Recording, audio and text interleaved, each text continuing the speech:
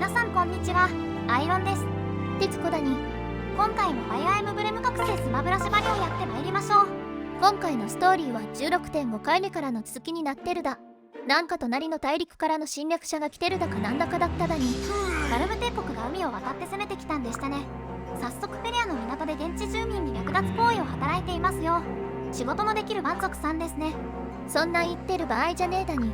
こいつらもペレジアン時と同じで炎の台座を目的に来たみてえずら。炎の台座は何でも願いを叶えるアイテムらしいが、こいつらは何してえんだかいね。単に一国の宝を手にしたいだけにも思えます。話し合いの余地はないと即断即決するクロムはすごい成長した感じがしますね。エメリナとはもう違うんだってのがよくわかるだよ。かっこいいだね。いいかしら。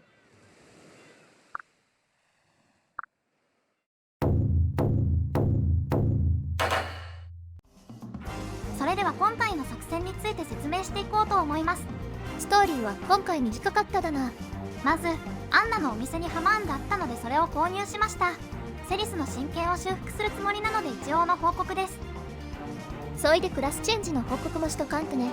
ディアモをダックペガサスにサーリャをソーサラーにしただ。能力が単純に底上げされるもんでかなり強くなったじゃねえかな。両方とも強力なスキルを持つクラスですからね。ますます活躍するのを期待しちゃいます。それでは今回のマップ攻略の作戦ですね。今回のマップはこれだに。結論から言っちまうと今回はルフレ大活躍マップになるだよ。敵に上級職が現れるようになったのでルフレを使わざるを得なかったのです。あんま余裕がなくなってきたとも言えるだいね。で敵は1ターン目から周りの州が襲ってくるだよ。これがまた厄介だな。そうなんです。襲ってくる敵に防御が高いものが多いのがかなり応えます。さらにパラディンはビストキラーを持っているので現在ソシアルナイトのクロムを受けに回すのもはばかられます。そこでルフレを前方に出すことで敵を分散させることにしました。これならルフレ以外は左のパラディン隊に集中できるもんで安全だに。けんどもね、こいだと4ターン目に動くソシアル隊、ウォーナイト隊、アーマー隊をルフレが釣っちまうだよ。しかもルフレは十分成長しているのでこれらを一人で倒すことができてしまいます。これがルフレ大活躍のゆえんです。はぐれた敵は他のキャラでちょっと釣り出せたらいいだね。5ターン目になると船の上の敵が動き始めます。敵の方から来るってんならおい丸のとこでみんなで対処することにすった。受けをしっかりさせりゃどうってことはないに。これで作戦は以上になりますが、今回の目標としてクロム、ロンクーをクラスチェンジできるところまでレベルアップさせたいというものがあります。未だチェンジプルフを使ったとはいえまだ下級職なのはきついもんな。ただそこまでうまく戦わせることできるかね。何はともあれ実際の攻略風景を見てみるけえな。今回は敵に移動力が高いものが多いので範囲は念入りに確認しています。うっかりしてると範囲外から思わぬ攻撃が来るのはフィーのお約束だもんだね。しっかりマップは見ような。そして早速作戦の通りにルフレは上に向かいました。ルフレの進路を塞ぐこのアーマーの片割れもいるだけど、そっちはどうなるだか。このアーマーは範囲的にルフレ以外を狙うはずです。守備が最も低いものを狙うと思いますが、とするとリズでしょうか。やい、また範囲確認してるだよ。よっぽど警戒してるだな。実はこの作戦を実行するのはこのプレイが初めてなものなので、もともとは初期位置からすぐ横にマスの部分で壁を作るものをやっていたのですが、それはうまくいきませんでした。壁役はルフレとサーリャの2人、残りで左のパラディン隊に対処してもらうという作戦です。しかしサーリャはパラディン足す間接攻撃を耐えられず、左の敵も手数不足勝ちだったのです。つうわけで現在の作戦になっただな。それでもこの作戦がベストではないというのはすぐにわかります。そんでもってさ、今回はセルジュも攻略開始時に加入しただな。やつはどうしただ。彼女は武装を解除した上で今回はロンクーと組ませています。ドラゴンナイトとのダブルは攻撃を強化できるのでロンクーにはちょうど良いですね。例のアーマーはやっぱり像になったに。リズも手痛いダメージが点がアーマーにも魔法でそこそこダメージが入っただ。先ほどの操作ではアンナを受けにしていました。普段受けにしないやつを受けとして動員しにゃいかんってのが厳しいだな。クロムを受けにできんもんでしょんないけんどもね。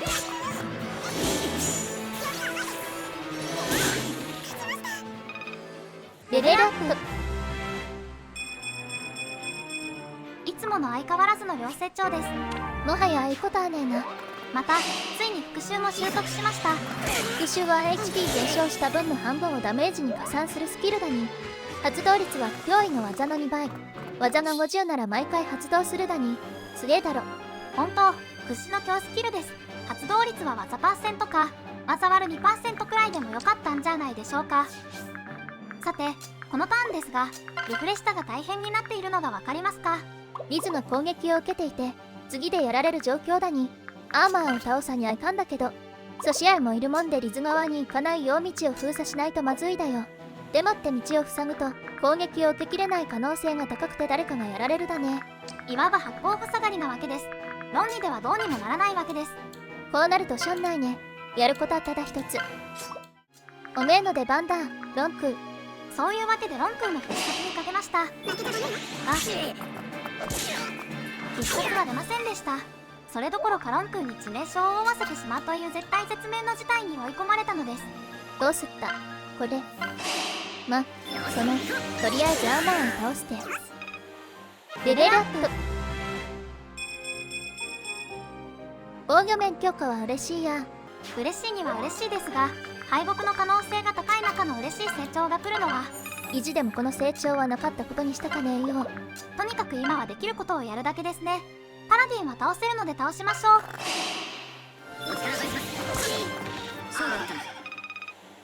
レベルアップ。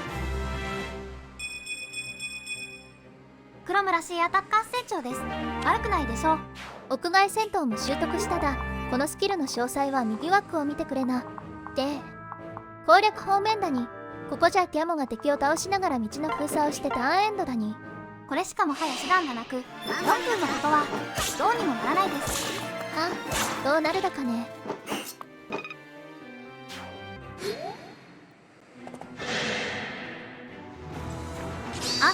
待ち伏せ。必殺。そっかロンクは待ち伏せがあっただ。待ち伏せからの必殺が出ないとし出れば生還。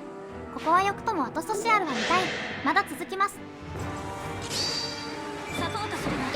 必殺じゃない。これまでですか。デュアルガードだってことはあと1体だに。これは何としてでも切り抜けたいです。さあどうなるだ。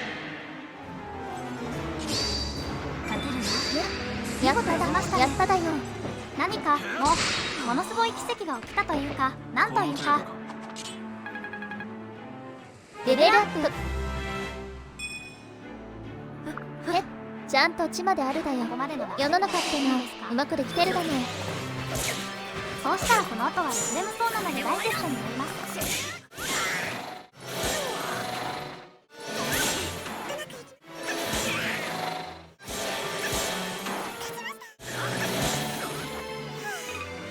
レベルアップ。こないだのギャンレルに追撃できんかったこともあるもんで速さは注目してるだね。それを踏まえると力も進んでますが良い成長ですね。黒村下の方々は回復が追いついていないので上の敵はルフレに任せることにします。せいぜいやれることはすぐそばのアーマーを倒すのとこちら側に釣れそうなソシアルをおびき寄せるくらいだら。ここからは先ほどとは打って変わって大したこともやらないものですからしばらくダイジェストにします。まずハマーンを作戦で言ってたみてえにセリスの真剣に使ってだね。ロンクーでアーマーを倒しました。そいでティアモンソシアル1体だけ釣り出せる位置に置いて3ターン目の目立った行動は終わりだに。敵ターンもほぼリフレッシュが動かないので何かあるまでカットしますね。レベルアップ。速さが上がったのはいいですがまた力ですか。なんか最近力よく上がるだけど操作らって力に規制かかるんてまだ困らんもんでいいんだけどさ。結局敵はティアモに向かったソシアルを除き全員ルフレに向かって帰り討ちに遭いました。このターンは次の敵ターンで襲ってくる船の敵に備えて壁を作ったり回復したりしただよ。このターンも次のターンもそんだけだもんで何かあるまでカットだに。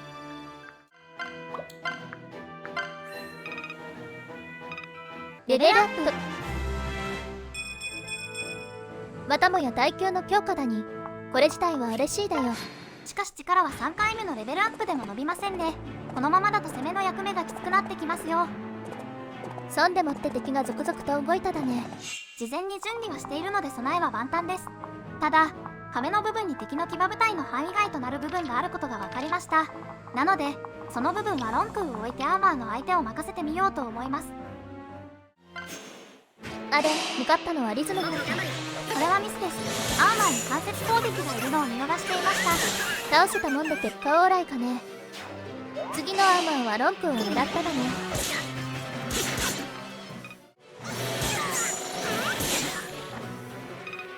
レベルアップ。今回はいい成長でした。このルフレはいい成長をあんま外さんでいいよな。さて時短についてです。敵がぞろぞろ近寄ってきてどうしようかってとこだに。4、5分とかなり長く長考してしまったのでこのターンでやったことをかいつまんで話しますと、ルフレを前進させつつ攻撃できるパラディンにダメージを与え、クロムの装備を外して反撃をしない壁にしました。ほいで敵の大半はルフレ側に偏る3段になるに、この集団はビーストキラー持ちがいないもんで、今回は安心してクロムを壁にできるだ。そん次はサイレを右の敵範囲の限界に置いて釣り抱いて、論空で倒し損ねたアーマーを倒して、ゲームはサイレと対になるように左の敵範囲の限界に配置したら、このターンのやることは終わりだに。行動を終えても敵のことを確認してますよ。今さら敵のことをじろじろ見ても遅いだけどな。とりあえず戦局を見守ってみましょうか。クロムはこの分だと間接攻撃も耐えるだ。多分壁の役割を果たせるだね。サイレも来た敵を倒せたので大丈夫です。ルフレは相変わらずです。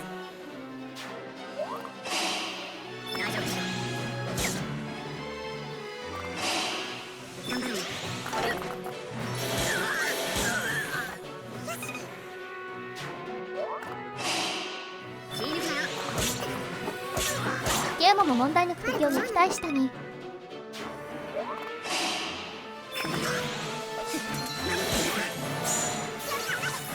ルフレは相変わらずだね。そして今回のボスドルヒとの戦闘に入りました。小国の弱者だってさ、失礼な野郎だに。2色足りて列説を知るので彼らは案外気持ちいいのかもしれないですね。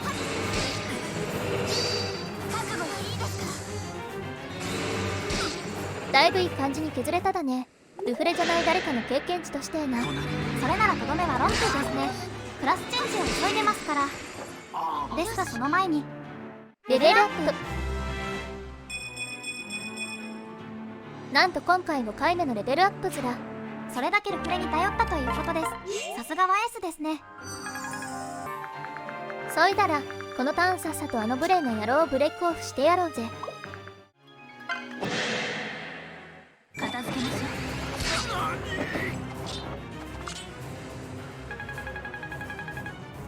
レベルアップ。確かにまあまあなんですよ。とにかく力が欲しいんです。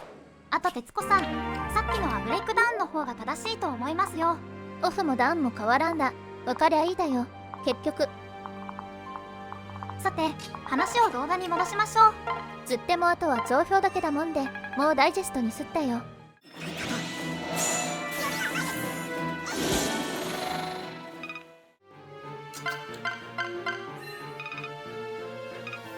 レベルアップ。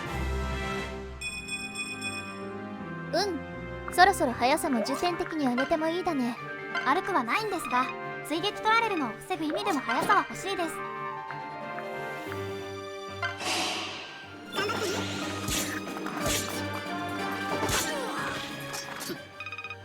レベルアップ。これはいい成長ですよ。魔力という点を除けばですけれどもね。ほいでこの章の攻略は終わっただ。いや今回はヤバい場面もあったけどなんとかなっただね。ロンクーのおかげです。真の MVP はロンクーでした。変な成長もありましたがクリアできたことを思うと許容範囲ということにしましょう。しかしロンクーだけはクラスチェンジのレベルに届かんかっただ。それはちょっと残念かもしれんな。クロムはクラスチェンジできるレベルにすぐ到達したんですけどね。それを考えると次回のロンクは必要最低限の戦闘だけになる可能性が高いです。それではストーリーに目を向けていきましょうか。今回の戦いではイリス・ペリアともに大きな被害を受けたようです。なんだい？実際わしらもきつい時やったしな。敵は騎馬部隊を主力とするので上陸されると不利になるとルフレは考え、海で戦うことを提案します。だけんどもイリスもフェリアも船は全然持ってなかっただ。だもんでペレジアから船借りて協力してもらおうって流れだに。あのペレジアが貿易で稼いでるのは意外でしたが、貿易というより海賊に思えるのはわしだけかね。ペレジアに交渉に行くことにクロムも合意し、向かうことになりました。新たな王も即位してみてだもんで挨拶にもなるな。そいでしばらくしてペレジアからのお返事が来たに。交渉場所の指定があり、屍島というところで行うようです。縁起が悪いどころじゃねえ地名だに。どういうつもりでこんなとこで会おうって言うだかね。まあこれがペレジアのセンスなんでしょうね。ストーリー攻略面の話はこれで終わりです。ここまでご視聴ありがとうございます。今流してるクレジットが終わったら支援会話もお送りすったよ。ぜひ最後まで見てくりょ。今回の支援会話はソウルとリズ C です。ソウルはここ最近リズと組ませるようにしてただね。リズが戦闘にも参加できるようになったのでダブル要員との支援もできるようになったのです。冒頭でソウルが杖で腹痛を治いてもらってたけんども、あれ腹痛にも効くだか。我々のイメージに反してました。てっきり傷とか物理系ダメージだけかと。ソウルは薬の材料となる鱗粉を鬼のために探しているのですね。杖とは別に薬もある世界となるとどういう使い分けになるだか。杖を使える人は我々の世界で勇者、薬は杖を使える人がいない時に使うのではないでしょうか。骨折とか切断とかも薬物や杖でどうにかなるんけ。なんかよくわからんね。確かにそういう深刻な物理ダメージは杖や薬でなんとかなるんでしょうか。なんやかんやでリズもソウルに協力するみたいだね。分業した方が時間も体力も効率がいいですからね。可能ならそうした方がいいでしょう。でも気も使う時あるから精神面も考えねえとな。これで今回の動画は終わりです。最後までご視聴いただきありがとうございました。高評価やチャンネル登録もよろしく頼むに。Twitter もやってるだよ。そんじゃまた次回。